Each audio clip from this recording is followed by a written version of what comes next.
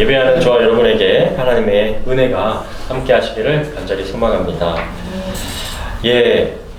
2019년 겨울 중국 우한에서 발생한 이 원인 불명의 폐렴으로 세계보건기구 WHO에 알려진 지난 2019년 12월 31일부로 약 1년 7개월이 지난 지금 현재 세계 코로나19 누적 확진자는 2억 14만 9천여 명입니다. 세계 인구가 약 77억 명이라고 하는데 약 2.5%가 코로나에 확진이 된 것이죠. 더불어 이제 누적 사망자, 코로나로 인하여 죽은 사람이 400만 명, 425만 6천 명을 넘어서고 있습니다. 미국 안에서만 50만 명이 넘어서요. 세계 1, 2차 대전 그리고 베트남전에 참전한 사망자 수를 넘어섰다고 합니다. 그리고 이제는 인도발 델타 변이 바이러스 탓에 4차 대유행이 시작되어서 코로나는 쉽게 잡힐 것 같지가 않다는 것이죠. 저 왼쪽에 있는 도표는 2021년 5월까지고요. 제가 적어놓은 거는 2021년 7월입니다. 벌써 몇 개월 만에 숫자가 달라지는 것을 볼 수가 있는 것이죠. 정말 이로 인해서 우리 생활 전반이 많이 달라졌고 앞으로 더 이와 같은 모습이 또 굳어지고 이 세계를 왔다 갔다 하는 것은 굉장히 이제 불편해지게 되는 것이죠. 이렇게 전파력 있는 전염병의 창궐이 인류의 역사와 세계를 바꾸어 놓고 있습니다. 오늘 우리가 읽은 본문에서 이 더둘로라는 변호사가 바울을 향하여 뭐라고 얘기했냐면 저 사람은 전염병 같은 사람입니다 라고 말을 했습니다. 더둘로는 좋지 않은 의미로 바울에게 전염병 같은 자다 라고 사용을 했지만 바울은 예수 그리스도의 생명을 전파하는 사람으로서 사람을 죽이는 것이 아니라 살리는 데 쓰임받은 사람이 되었습니다. 그렇다면 그렇게 2000년 전에 아주 소수의 사람들이 증거했던 예수님은 지금 얼마만큼 전해졌고 이 세계에 77억 명이 되는 사람들 중에 얼마만큼이 정말 주님을 그리스도로 따르고 구세주로 믿고 있을까요? 2020년에 매사추세츠에 위치한 고든 코넬 대학교 연구소가 발표한 자료에 따르면 2020년에도 기독교가 세계에서 가장 큰 종교이라는 것을 발표했는데요. 전 세계가 아까 77억 명이라고 했는데 약 24억 명이 크리스찬이고 19억 명이 이슬람이고요. 11억 명이 힌두교, 불교는 약 5억 명 가량으로 분포가 되었습니다. 단순히 이 수치로만 봤을 때 바울을 향한 이 더둘로의 말은 그를 모함하고 수치심을 주기 위한 말이지만 하나님은 그 말을 정말 악을 선으로 바꾸어서 지금 현재 세계 인구의 24억 명이라는 인구가 예수를 그리스도로, 메시아로, 구세주로 믿고 있다는 것을 볼 수가 있습니다. 오늘은 계속해서 바울이 재판받는 과정을 24장에서 26장에 걸쳐 살펴보고 그 가운데 주님께서 바울에게 하신 말씀처럼 내가 로마에까지 가서 증언하여야 하겠다라는 말씀이 이제 어떻게 이루어져 가는지를 좀 살펴보기를 원합니다. 지난주 로마의 군사들에게 시민권자임을 밝힌 바울은 유대의 종교 지도자들에게 신문을 받게 되었었죠. 그때 유대의 그 두 종파 간에 나누어진 사상을 바울이 던짐으로써 바울이 재판을 좀 혼란스럽게 하고 빠져나올 수 있게 되었습니다. 그런데 그 가운데 유대의 근본주의자들은 바울을 가만히 두려고 하지 않았습니다. 바울을 죽이겠다고 작정한 사람들이 40명이 모였어요. 그래서 대제사장들과 장로들에게 찾아가 내가 바울에게 더 물어볼 것이 있다라고 해서 잠시 로마의 군사들에게서 빼오면 그때 기습해서 죽이겠다는 음모를 짭니다. 이런 비밀스러운 계획이 세워졌을 때 놀랍게도 바울의 생질, 그 조카가 이 계획을 어떻게 그 정보를 듣게 되었고요. 바울에게 알리고 바울은 그 조카를 로마의 지휘관에게 안내해서 이 사실을 알리게 됩니다. 사도행전 23장 19절부터 21절인데요. 부대장이 그를 한쪽 옆으로 데리고 가서 무슨 일이냐고 조용히 묻자 그 청년은 이렇게 대답하였다. 유대인들이 바울에게 좀 더 자세히 조사하려는 것처럼 하여 내일 의회에 그를 데려오라고 부대장님께 요청하기로 결정했습니다. 그러므로 부대장님께서는 그들의 말을 듣지 마십시오. 그들 중에서 바울을 죽이기 전에는 먹지도 마시지도 않겠다고 맹세한 40여 명이 그를 죽이려고 숨어 있는데 이제 그들은 모든 것을 준비해 놓고 부대장님의 허락만을 기다리고 있습니다. 여러분, 이 바울의 조카가 갑자기 어디서 등장하는 것일까요? 성경에 보면 이 바울의 조카 이야기는 딱 여기밖에 없습니다. 또한 청년이라고 이렇게 현대어 성경에는 되어 있지만 개역개정에 보면 천부장이 그의 손을 잡고 물러가서 조용히 묻되 라고 되어 있어서 아마도 이 제2 정도 되는 10대 청소년이라고 추측을 하고 있습니다. 이런 되어지는 일들을 보시면 우리가 하나님의 자녀로서 경험할 수 있는 그런 놀라운 특권으로 인해서 우리의 삶이 그렇게 걱정과 두려움으로 살아갈 것이 없다는 것을 느끼죠.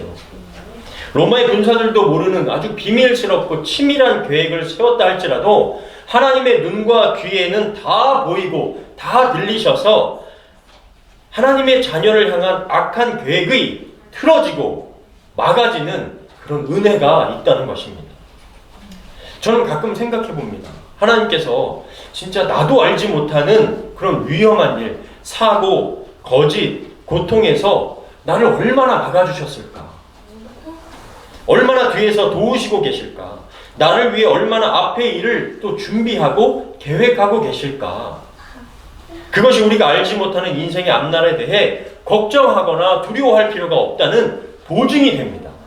하나님이 우리의 아버지가 되시기 때문이죠. 하나님께서 앞서 일하시고 우리를 위해서 준비하시기 때문입니다. 우리는 그저 하나님을 의지하고 하나님이 원하시는 삶의 방향을 묻고 구하면 되는 것이죠.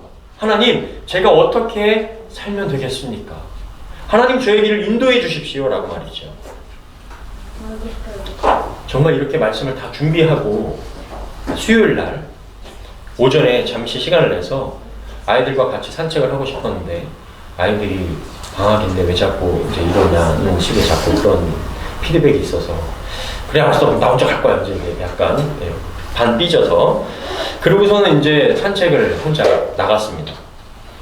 근데 보통 가족들하고 걸으면 뭐 이야기도 하면서 이렇게 걸으니까 주변에 새소리도 들리고 주변도 이렇게 둘러보게 되는데 혼자서 이제 가다 보니까 오랜만에 천천히 걸으면서 이제 헤드폰으로 귀에다 꽂고 설교를 들으면서 걸었습니다. 늘 가던 코스대로 가던 거였는데 이렇게 셀폰을 만지다가 무심코 옆에서 이제 움직임이 느껴져서 이렇게 쳐다보니까 이 먼디파크에 곰이 정말 제 옆에 그러니까 저도 몰랐던 거죠. 소리도 안 들리고 하니까 곰하고 딱 마주치게 된 겁니다. 너무 곰이 가까이 있어서 현실감이 느껴지지 않을 정도였습니다. 그러니까 서로 손을 내밀면 이제 악수하고 서로 해치지 말자 하고 헤어질 정도의 거리에서 이제 만난 거죠. 아주 짧은 순간이었지만 1초, 2초 사이에 서로 놀라서요. 곰도 놀라니까 나무를 껴안더라고요. 딱 마주치니까 곰이 이렇게 보고 놀라가지고 막 하면서 나무를 이렇게 껴안는 거예요. 순간 저는 이렇게 멈춰가지고 근데 뛰어야 되나? 소리를 질러야 되나? 막 정말 그 짧은 순간에 막 생각이 들고요. 곰도 저를 쳐다보면서 나무를 앉으면서 이렇게 나를 공격해야 되나? 나무를 타고 올라가야 되나? 막 이렇게 고민하는 듯 했습니다. 그리고 저는 정말 살살 천천히 이렇게 앞으로 한 발자국씩 움직여 걸어갔고 곰도 거기서 자기 갈 길을 그냥 이렇게 지나갔습니다. 그리고 그 위기를 모면할 수가 있었죠. 예배가 끝난 뒤에 좀 더 자세하게 나누도록 하고요. 그 찰나의 순간이 지난 뒤에 진짜 한 두 걸음 몇 걸음 가다 보니까 너무 위험한 순간이었다라는 게 느껴졌습니다. 그리고 집에 와서 이렇게 뉴스를 보는데 다른 지역의 그 26세 여성이 그 흑곰에 의해서 사망했다라는 소식이 그렇잖아요. 그걸 딱 보이게 됐습니다. 뭐 그 돌아가신 분과 비교해서 감사할 상황은 아니지만 진짜 하나님께서 보호해 주셨구나라는 생각이 들었습니다. 제가 말씀드린 것을 예수님께서는 이렇게 말씀하고 계십니다. 마태복음 6장 30절부터 33절인데요. 한번 천천히 같이 읽어보겠습니다. 시작. 오늘 있다가 내일 아궁이에 던져지는 들풀도 하나님이 이렇게 입히시거든 하물며 너희일까 보냐 믿음이 작은 자들아. 그러므로 염려하여 이르기를 무엇을 먹을까 무엇을 마실까 무엇을 입을까 하지 말라. 이는 다 이방인들이 구하는 것이라. 너희 하늘 아버지께서 이 모든 것이 너희에게 있어야 할 줄을 아시느니라. 그런즉 너희는 먼저 그의 나라와 그의 의를 구하라. 그리하면 이 모든 것을 너희에게 더하시리라. 아멘. 하나님은 당신의 자녀들을 방치하지 않으십니다. 우리가 자녀들을 그냥 방치하지 않듯이 뭘 먹일까 뭘 입힐까 생각하듯이 늘 함께 하시고 보호하시고 인도해 주시는 분이신 줄 믿으시길 바랍니다. 이 바울을 살해하려는 계획이 로마의 지휘관들에게 전해지고 가이사랴라는 곳으로 바울을 호위해서 또 다른 재판을 받기 위해서 이제 보내지게 되는데 다른 지역으로 보내지게 되는데 보병 200, 기병 70, 창병 200명을 바울 한 명을 보호하기 위해서 군사들을 붙입니다. 이런 상황이요 말이 안 되는 상황이거든요. 근데 바울 한 사람 때문에 이렇게 많은 군사들이 붙게 됩니다. 죄인으로 불려온 한 사람 때문에 470명의 군사들이 호위를 해서 이동하는 아주 일반적이지 않은 상황이 펼쳐지게 됩니다. 하나님은 사람이 생각하는 것 이상 또 사람이 생각할 수 없는 상상할 수 없는 방법으로 하나님의 뜻을 또 이루어 가시는 분이시라는 것이죠. 이제 바울은 가이사랴 지역에 총독이 있는 곳으로 호송돼서 바울의 이 사건이 상급 재판으로 올라가서 판결이 나는 것입니다. 이 당시에 가이사랴 지역에 주둔하고 있던 총독은 벨릭스라는 사람이었습니다.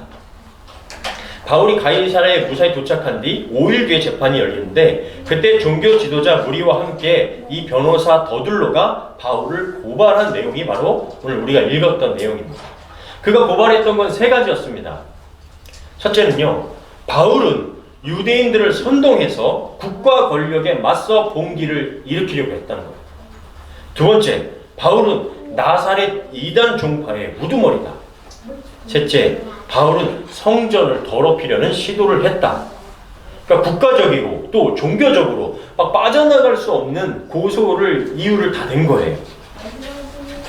그러나 이런 비난은요, 뭐 어떤 증거도 없었고요.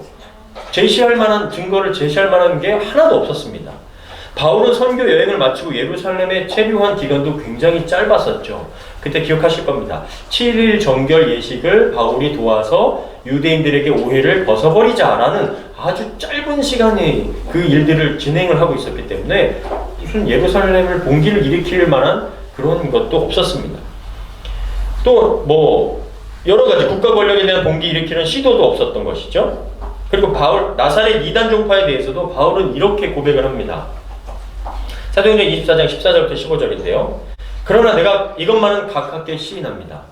나는 이 사람들이 이단이라고 하는 예수님의 가르침을 따라 우리 조상의 하나님을 섬기며 율법과 예언서에 기록된 것을 믿습니다. 그거를 폐기하려는 게 아니라고 변호하죠. 또 이 사람들이 가진 하나님을 향한 희망을 나도 가졌는데 의로운 사람과 악한 사람이 다 부활하리라는 것이 바로 그것입니다. 바울은 이단이라고 불리는 예수님의 가르침이 유대교의 가르침에서 온 것입니다 라고 말하고 있고요. 또 예수님도 그것과 일관된 가르침을 주셨고 단지 저는 바리새파가 또 주장하고 있는 부활에 관한 것을 또 이야기하고 있습니다 라는 완전히 유대인들이 인정하는 것을 그대로 다 이야기하고 있는 거예요. 더불어 죽은 사람의 부활을 믿기 때문에 하나님과 사람 앞에서 깨끗한 양심으로 살려고 저는 노력하고 있습니다 라고 얘기합니다. 이게 뭐 솔직히 소송거리가 되어야 소송을 하는데 억지로다가 바울을 재판에 심판을 하려고 하니까 증거도 없고 내용도 부실할 수밖에 없는 건 아니겠습니까? 단지 바울은 혼자였고 유대의 종교 지도자들은 다수로서 그 당시 로마의 권력층과 연계되어 있었다는 것이 차이였던 겁니다. 이 당시 로마의 총독으로 세워진 이 벨릭스는 유대의 종교에 관심을 가지고 있던 지휘관이었기 때문에 쉽게 속단 내리지 않고 재판을 뒤로 연기해버립니다. 사도행전 24장 22절, 23절입니다.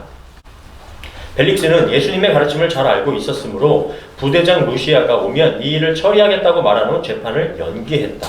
그는 장교를 불러 바울을 지키더라도 그에게 자유를 주고 친구들이 돕는 것을 막지 말라고 지시했다. 그러니까 이 당시에 미결수 상태가 되는 건데요. 이 당시에는 이 미결수는 여전히 자유롭게 자택에 어디에 거하면서 그 대신에 이 로마의 군사들이 계속 이제 와가지고 잘 있는지 문제를 일으키고 있는지 하면서 하되 다른 사람이 방문하거나 돕거나 하는 것은 자유롭게 할 수가 있었습니다. 또한 이제 벨릭스의 아내 두루실라가 유대인 여자였어요. 그래서 이 부부가 바울을 불러서 예수 믿는 도를 들을 때 그가 이 벨릭스라는 사람이 마음에 두려움을 느꼈다라고 기록이 됩니다. 24절, 25절인데요. 며칠 후 벨릭스가 유대 여자인 아내 두루실라를 동반하고 와서 바울을 불러내어 그리스도 예수를 믿는 신앙에 대하여 들었다. 바울이 정의와 절제와 앞으로 있을 심판에 대하여 설명하자 벨릭스는 겁이 나서 개역개정은 두려움을 느껴서 이렇게 표현합니다. 이제 그만 가거라. 기회 있을 때 내가 다시 너를 부르겠다라고 말합니다. 왜 그가 정의와 절제, 심판에 대해서 그렇게 두려움을 느꼈을까요?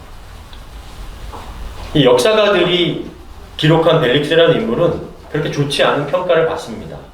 로마의 역사가 이 타키투스라는 사람은 이렇게 기록하고 있어요. 로마 역사에. 그는 온갖 수치스러운 짓을 하면서도 벌을 받지 않아도 된다고 믿는 사람이었다. 그런 평가를 받았던 이유가 성경에도 기록이 되는데요. 26절 말씀에 이렇게 기록되어 있습니다. 그는 또 바울에게서 뇌물을 받으려는 속셈으로 그를 자주 불러내어 이야기를 나누곤 하였다. 저는 혹여 이 바울에게 예수님에 대한 이야기를 들으면서 그가 좀 정말 예수님에 대해서 진리에 대해서 궁금함이 있고 그래서 그런 것 아니었을까 생각했는데 그게 아니라 이 정말 한 절이 채 지나지도 않아서 그의 속셈이 드러난 거죠. 공부하려는 생각보다 시간을 끌어서 계속 불러내면 얘가 정말 귀찮아가지고 그 당시에 관습이나 이런 것대로 뇌물을 줘서 이 재판을 마무리하려고 하지 않을까라는 그런 속셈이 있었던 것입니다. 여러분 우리가 재판을 보면서 신앙적으로 무엇을 좀 생각해 볼 수 있을까요? 우리가 각자의 주어진 인생의 시간이 다 되었을 때 그리고 하나님 앞에 가게 되었을 때 우리도 이런 심판을 받게 된다는 것이죠. 마치 바울이 벨릭스와 종교 지도자들 앞에 세워져 정말 먼지가 털리듯 탈탈 털리는 것처럼 우리도 언젠가 하나님 앞에 설 날이 온다는 것입니다.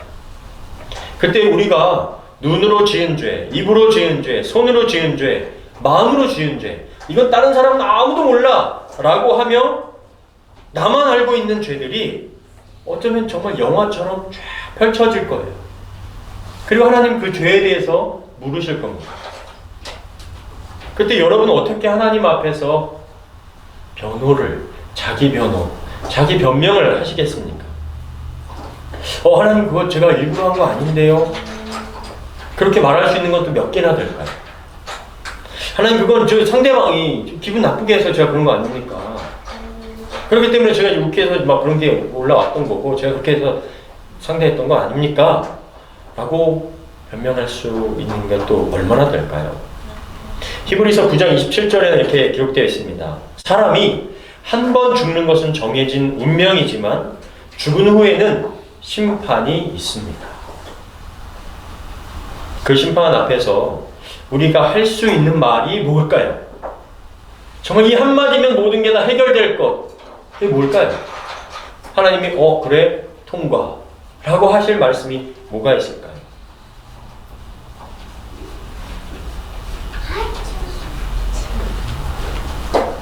예수님이죠. 예수님. 저는 예수님이 저를 위해 저의 죄를 위해 십자가에 달려 죽으신 것과 부활을 믿습니다. 히브리서 9장 28절인데요. 우리 한번 같이 읽겠습니다. 시작. 이와 같이 그리스도께서도 많은 사람의 죄를 없애려고 단번에 희생의 제물이 되셨습니다. 그리고 다시 오실 때에는 죄를 위해서가 아니라 자기를 기다리는 사람들에게 구원을 주시기 위해서 두 번째 나타나실 것입니다. 우리가 심판대 앞에서 의지할 수 있는 것은 예수님밖에 없습니다. 그분이 우리의 죄의 대가를, 죄의 값을 지불해 주셨기 때문에 어떤 누가 그 죄에 대해서 물을 때 예수님께서 저를 대신해서 지불해 주셨는데요 라는 말밖에 할 게 없습니다. 예수님이 대신 계산해 주셨습니다. 이거예요. 우리가 가끔 되게 막 전도사 때 막 이럴 때 이제 식당에 가거나 목사한테 가거나 이러면은 어쩌다가 식당에서 이제 성도님이나 권사님이나 장로님이나 목사님을 만나게 돼요. 선배 목사님 만나고. 그러면 이제 어쨌든 인사를 가서 이제 인사하고 뭐 이러면 다 식사가 끝난 다음에 계산하려고 하면 아까 여기서 식사하시던 분이 계산해주고 가셨는데요? 그럼 제가 돈을 내릴 이유가 없죠. 그거랑 똑같습니다. 이 땅에서 여러 가지 죄의 문제들이 또 살아가면서 있지만 그게 결국에 저희가 심판대 앞에 섰을 때 이미 예수님께서 저를 위해 죄의 값을 다 지불해 주셨습니다. 여러분, 오늘 바울의 심판의 모습을 통해 심판대 앞에 선 우리의 모습을 좀 그려보실 수 있기를 바랍니다. 그리고 예수님께서 우리 위해 행하신 일을 믿음으로 받아들이실 수 있길 바랍니다. 이렇게 벨릭스 총독처럼 뇌물이나 받을 수 있지 않을까?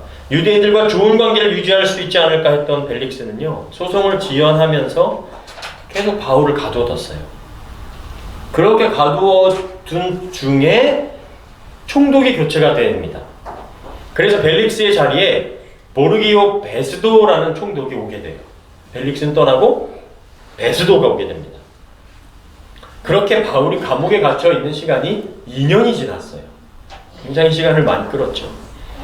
새로운 베스도 총독은요, 이 가이사랴 지역에 부임한 지 3일 후에 예루살렘에 가서 유대 지역의 왕인 아그리빠를 만나고 바울의 문제를 좀 해결하고자 합니다.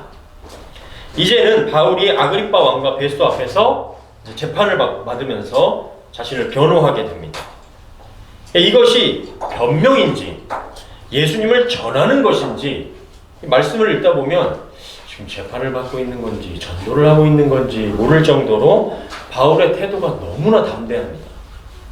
바울의 했던 말 가운데 몇 구절만 보겠습니다. 사도행전 26장 8절인데요. 하나님이 죽은 사람을 살린다는 것을 어째서 여러분은 믿지 못할 일로 여기십니까? 22절 23절 하나님의 도우심을 받아 내가 오늘까지 서서 높고 낮은 사람 앞에서 증언하는 것은 선지자들과 모세가 반드시 되리라고 말한 것밖에 없으니 곧 그리스도가 고난을 받으실 것과 죽은 자 가운데서 먼저 다시 살아나사 이스라엘과 이방인들에게 빛을 전하시리라 함이니이다 하니라. 뭐 재판받는 겁니까? 지금 전도하는 겁니까? 자신이 어떻게 변화되었는지, 자신이 전하는 것이 모세와 선지자들이 되리라고 했던 예수님과 그의 죽음과 부활에 대한 것이라는 것을 그냥 아주 담대하게 로마의 총독과 또 이 유대 지역의 왕으로 세워진 아그리빠 앞에서 자신 있게 아주 얘기하는 겁니다. 그러자 듣고 있던 베스도 총독은 이렇게 얘기해요. 바울아, 네가 미쳤다. 너의 많은 학문이 너를 미치게 했다 라고 말합니다. 이 로마 총독 앞에서 다행히 어떤 그런 종교적이나 어떤 그런 지식이 없는 사람 앞에서 예수님에 대한 것을 전하니 당연히 그렇게 들릴 수밖에 없겠죠. 더불어 아그리빠 왕에게도 가감없이 예수님을 전하자 아그리빠 왕은 바울아, 내가 몇 마디 말로 나를 그리스도인으로 만들 것 같으냐? 하고 받아칩니다. 그때 바울이 이렇게 말합니다. 그래서 바울은 말이 적든 많든 왕뿐만 아니라 오늘 내 말을 듣는 모든 사람이 이렇게 묶인 일 외에는 다 나와 같이 되기를 하나님께 기도합니다 하고 대답하였다. 위와 같은 모습에 이 베스도와 아그리빠 왕이 바울을 향해 내린 결론은 뭘까요? 우리 아까 우리 어린 친구들에게도 얘기를 했지만 31절 32절입니다. 밖으로 나가면서 이 사람은 사형을 당하거나 갇힐 만한 짓은 아무것도 하지 않았다 하고 서로 말하였다. 그때 아그리파 왕은 이 사람이 황제에게 상소만 하지 않았더라면 놓아줄 수도 있었을 텐데 하고 베스도에게 말합니다.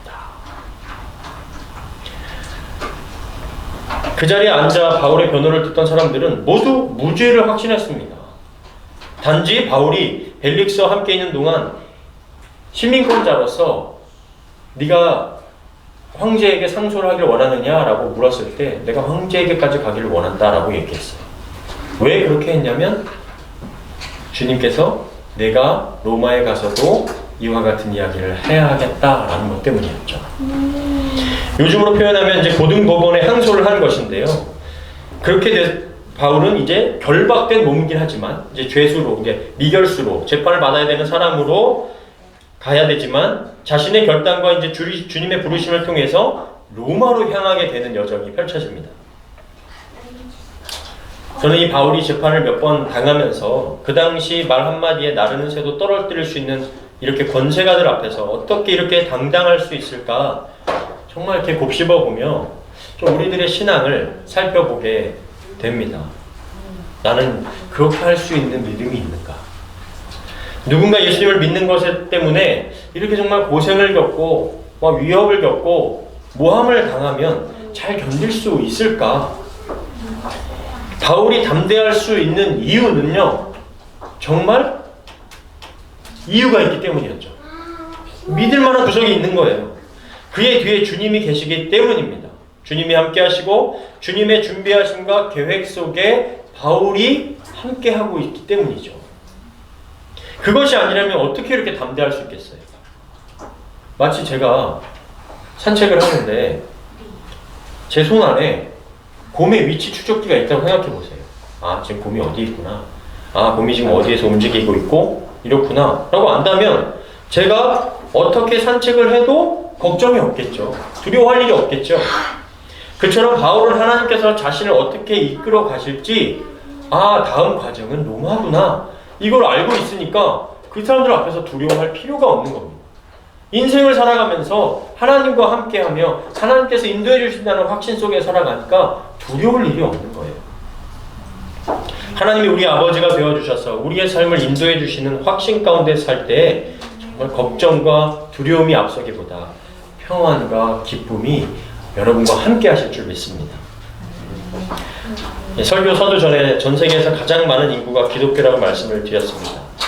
앞으로 어떻게 다른 종교의 인구가 뒤바뀔지는 모르지만 하나님은 살아계셔서 바울에게 역사하셨던 것처럼 그 역사하신 하나님께서 우리에게 또 함께 하시고 역사하시기 때문에 우리를 통해서 생명의 복음은 앞으로 또 증거될 줄 믿습니다. 코로나가 확산되는 이런 안 좋은 상황 속에서도 이 생명의 복음은 빛과 소금이 되어서 땅끝까지 또 역사 속에 우리 예수가족교회 성도님들과 함께 쓰임받게 되기를 주님의 이름으로 간절히 축원합니다. 아멘.